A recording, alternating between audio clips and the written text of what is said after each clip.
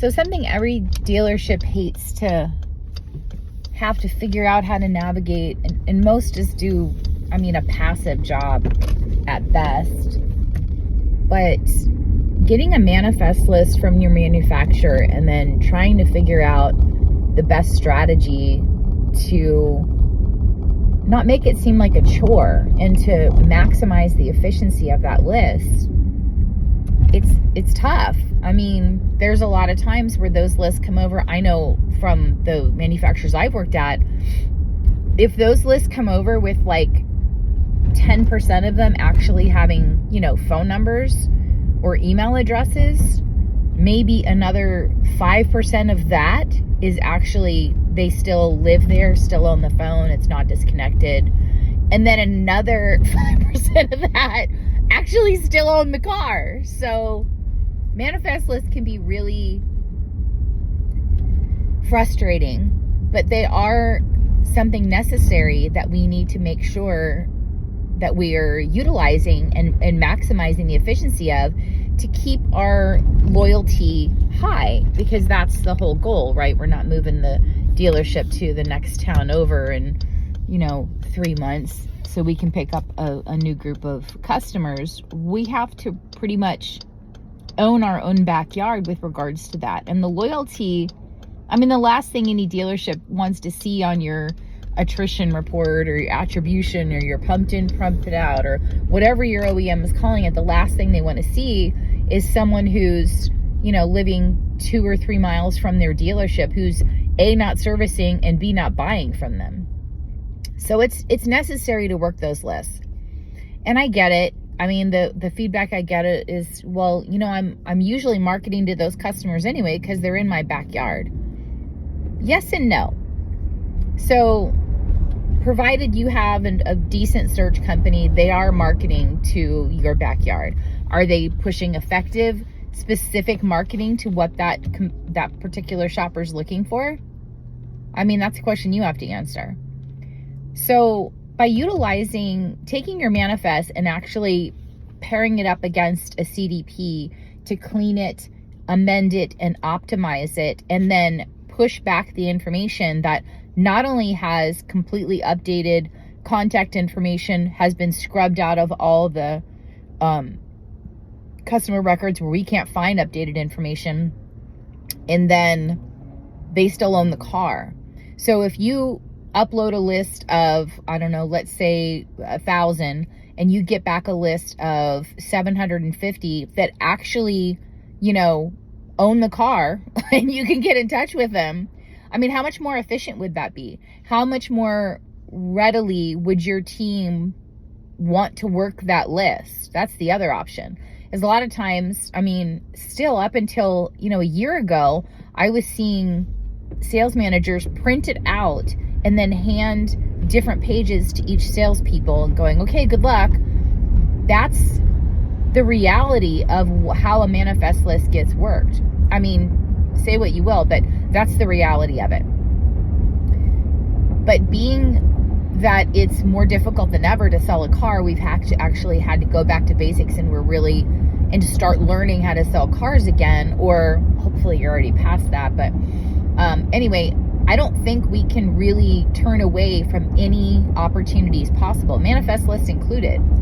So making them more efficient and making them and maximizing the value for your team that they can see in actually really working those lists, not just scanning the list, seeing there's 2 phone numbers, you called both, one doesn't work, the other one doesn't own the car. Yeah, boss, this list is trash. And now the next time you're giving the team a list, they're going to say the same thing. Man, do I have to work that list again? It's trash. Instead of, you can hand them a list saying, hey, we scrubbed this against our clean data platform service. And so we know that every one of these listings, every one of these contacts has a connected phone number, has an email address, and actually owns the car still. How much more excited are they going to be to actually work that customer, work that list for you? And that's conveyed out in, how they're going about contacting them. If they're through their phone calls, their texts, their emails, things like that.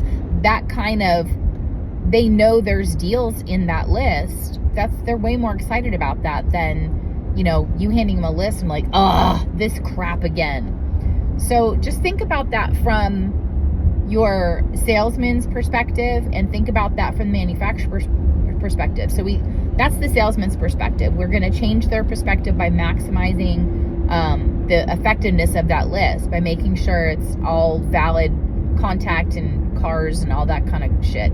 But from the manufacturer's perspective as well, let's look at it from that perspective.